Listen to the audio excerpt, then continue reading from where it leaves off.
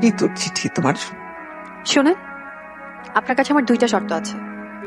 শর্ত নাম্বার 1, আমার কমপক্ষে 5টা বাচ্চা লাগবে। অবশ্যই এর বেশি হলেও সমস্যা নাই। শর্ত নাম্বার 2, প্রতিদিন আমার কপালে একটা চুমু দিতেই হবে, এমনকি ঝগড়া করে কথা বন্ধ থাকলেও। এই শর্ত 2টা মানলেই আমি আপনাকে বিয়ে করব। ইতি ঋতু, সরি ঋতু না, বৃষ্টি, মেঘের বৃষ্টি। এটা কেমন কথা হলো?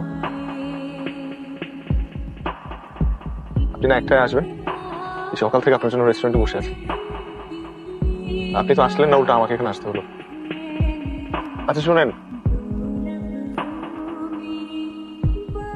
আমি আপনার 2টো শর্তে রাজি, তবে 5টা না। আমরা যতদিন টপিক দেয় বাচ্চা নিতেই থাকবো, কিন্তু এতগুলো বাচ্চা হলে তো আপনি পরে মেনটেন করতে পারবেন না।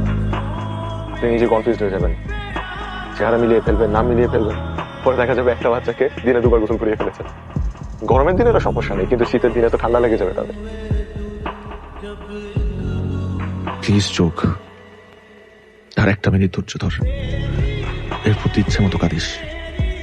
আর শুনেন, আমি কিন্তু আপনার পারমিশন ছাড়া একটা কাজ করে ফেলেছি। আমি আপনার হাজবেন্ড হয়ে আপনি সব পেপারতে সই করে দিয়েছি। হাসপাতালে সবাই জানে যে আমি আপনার হাজবেন্ড।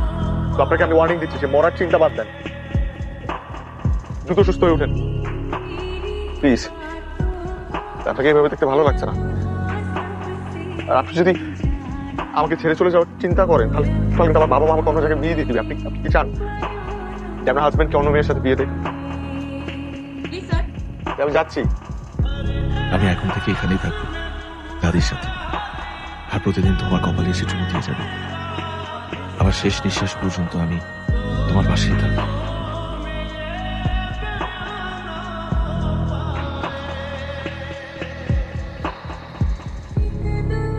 এটা কি আপনার প্রথম বিয়ে? বুঝলাম না। আমি তো হিব্রু ভাষায় প্রশ্ন করিনি, শুদ্ধ বাংলা ভাষায় প্রশ্ন করেছি। এটা অর্থ না বোঝার কি আছে?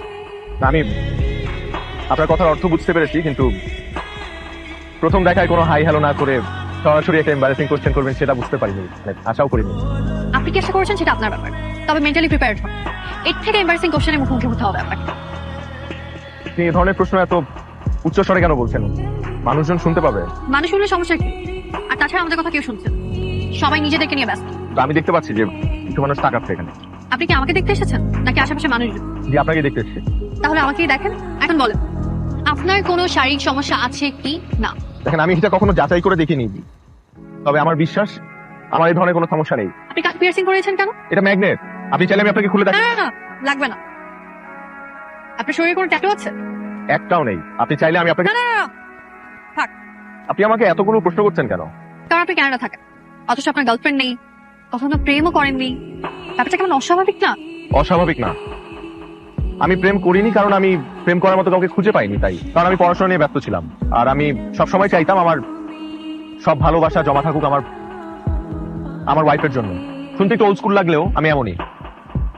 ড্রিঙ্ক করেন? জি না না, আপনি কি হার্ড ড্রিঙ্ক বুঝিয়ে? না না না, আমি ও ধরনের কিছু খাই না। নাইট ক্লাবে যান? না। আপনার কি এইচআইভি আছে? না। আচ্ছা, আপনি কি আসলে কানাডা থাকেন? না আপা, আমি আন্দর কিল্লা থাকি। কি ব্যাপার, এত রাতে ফোন দিলেন যে? না মানে অনেক রাত হয়ে গেছে না, সরি। আসলে আপনার তো ফোন দেওয়ার কথা ছিল বাসায় গিয়ে, আপনি বলেছিলেন। আপনি ফোন দিচ্ছিলেন না, অস্থির লাগছিল, তাই অস্থিরতায় কিছু না চিন্তা করে ফোন দিয়ে বসলাম। কিছু মনে করবেন না। আচ্ছা এবার বলুন, হ্যাঁ নাকি না?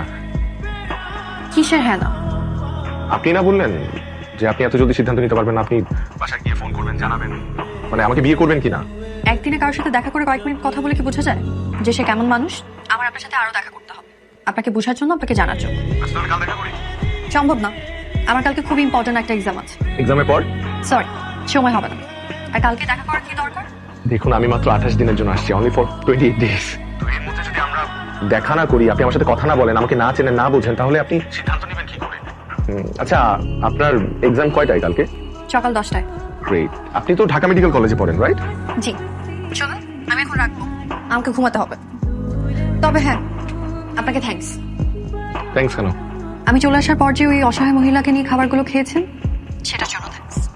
এই কি আপনি জানেন কি করে? আপনি দেখেছেন পাশের টেবিলে 2টা ছেলে আর একজন ভদ্রমহিলা আপনাকে সারাক্ষণ দেখছিল।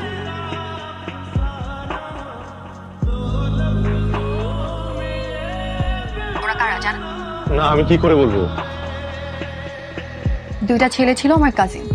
আচ্ছা গেস করেন তো ভদ্রমহিলাটা কে হতে পারে? I have no clue. চেহারাটা আমি ঠিক মতো খেয়াল করিনি, উনি অন্যদিকে ফিরেছিলেন।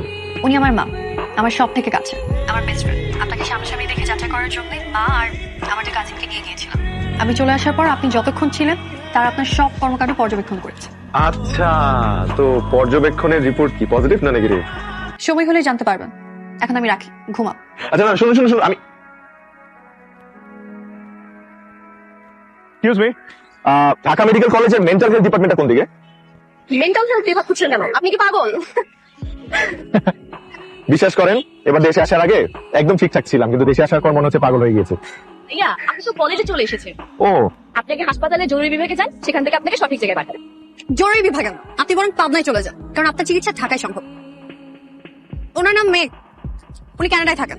আমাদের মধ্যে বিয়ের কথাবার্তা চলছে। সম্ভবত উনি আমাকে ইমপ্রেস করার জন্য এখানে আসছে। কাল ঘটক বাসায় ফোন করে বলল আপনি নাকি আমাকে বিয়ে করবেন বলে ফাইনাল ডিসিশন নিয়েছেন। কারণটা কি জানতে পারি?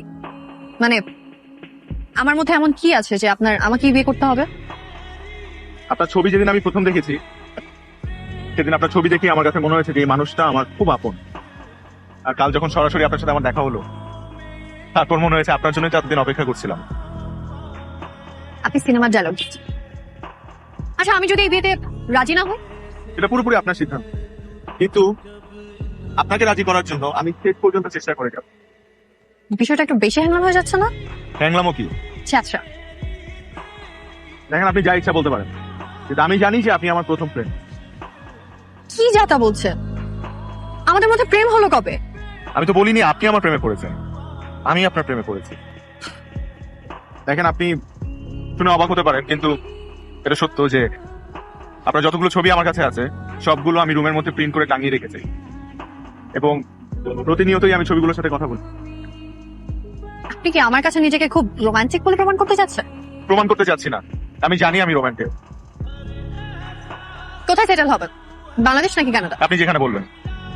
আমি বাংলাদেশের কোথাও যাব না। তাহলে বাসর রাতেই সব পাসপোর্ট পুড়িয়ে ফেলবো। আমি রান্না করতে পারি। গুড় মুড়ি চিরা দিয়ে সারা জীবন কাটিয়ে দিব, পেটের জন্য ভালো। আমার সোফা অ্যালার্জি, আমি কাপড় ধুতে পারি। ওয়াশিং মেশিন আছে, আমি কারোর সাথে রুম শেয়ার করতে পারি। ড্রয়িং রুম আছে, সোফা আছে, সোফায় কাটিয়ে দিব ঘুমিয়ে। আমরা প্রায় একই রকম দেখতে। বাইরে বেরোলে মানুষ ভাববে হয় আমরা ভাই বোন না হলে বন্ধু। তা তো ভালোই হলো, হাজবেন্ডের সাথে এক্সট্রা একটা ফ্রেন্ডও পেলে। আমার অলরেডি অনেক ফ্রেন্ড আছে, নতুন করে কোনো ফ্রেন্ডের দরকার নেই।